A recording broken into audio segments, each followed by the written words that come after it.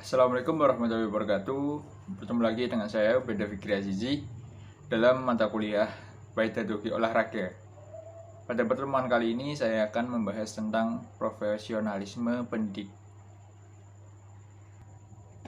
Dimulai dari penghantarnya, dari rendahnya kompetisi guru tentu berpengaruh pada mutu pendidikan yang ada di Indonesia. Guru adalah komponen penting dalam proses pendidikan dan tidaklah berlebihan jika dikatakan bahwa guru itu adalah jantungnya pendidikan.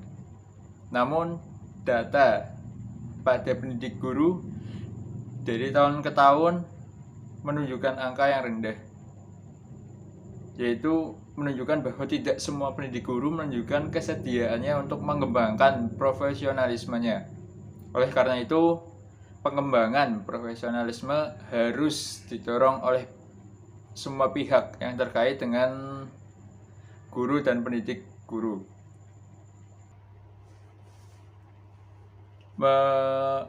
Lanjut ke slide pertama, pengertian profesionalitas. Apa itu profesionalitas atau profesionalisme? Profesionalisme dapat diartikan sebagai suatu kemampuan dan keterampilan seseorang dalam melakukan pekerjaan menurut bidang dan tingkatnya masing-masing. Profesionalisme menyangkut kecocokan antar kemampuan yang dimiliki oleh birokrasi dengan kebutuhan khusus. Profesionalisme muncul atas dasar perkembangan masyarakat modern yang semakin kompleks, yang menyebabkan proses pengambilan keputusan bertambah sulit. Memerlukan informasi yang lengkap, didasari atas penguasaan terhadap pengetahuan serta permasalahannya, dan jaminan atas penyalahgunaan kekuasaan yang mungkin terjadi. Dapat diartikan bahwa dalam proses bekerja, apabila tidak terjadi profesionalisme dalam bekerja atau kurangnya kecocokan antara kemampuan yang dimiliki oleh dan dengan sistem kerjanya atau dengan profesi kerjanya, maka akan menyebabkan tidak terjadinya profesionalisme di dalam pekerjaannya. Yang kedua, pengertian dari profesionalitas pendidikan.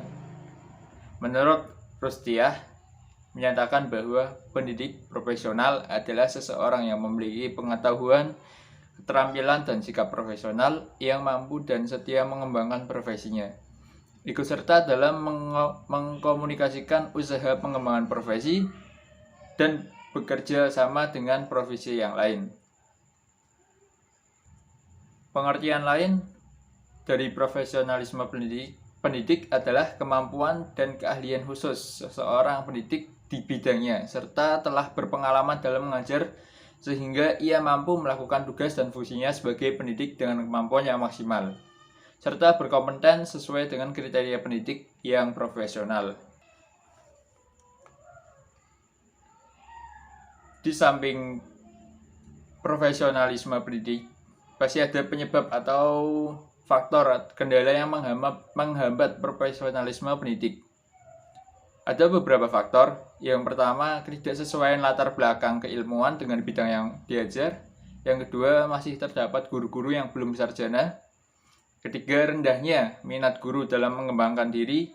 Yang keempat, masih banyak guru-guru yang nyambi. Dalam artian di sini nyambi itu bekerja sampingan atau mempunyai profesi yang lain.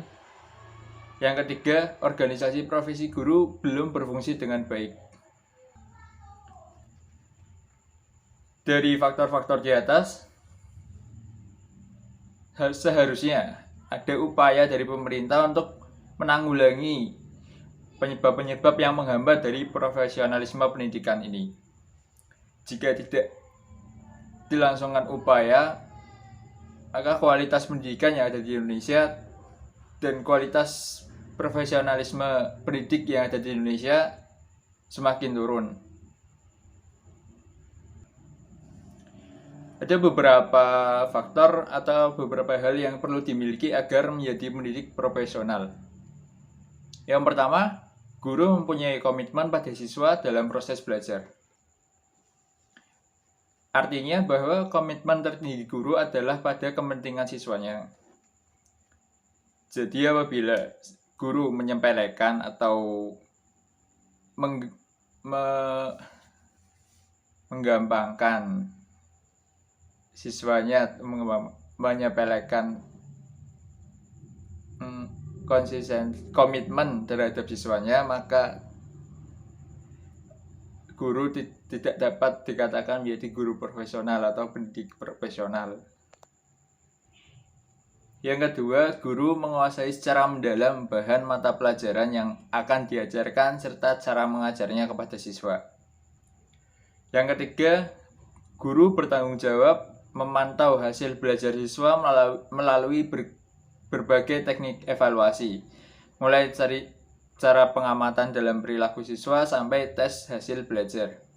Yang keempat, guru mampu berpikir sistematis tentang apa yang dilakukannya dan belajar dari pengalamannya. Artinya harus selalu ada waktu untuk guru guna mengadakan refleksi dan koreksi terhadap apa yang dilakukannya.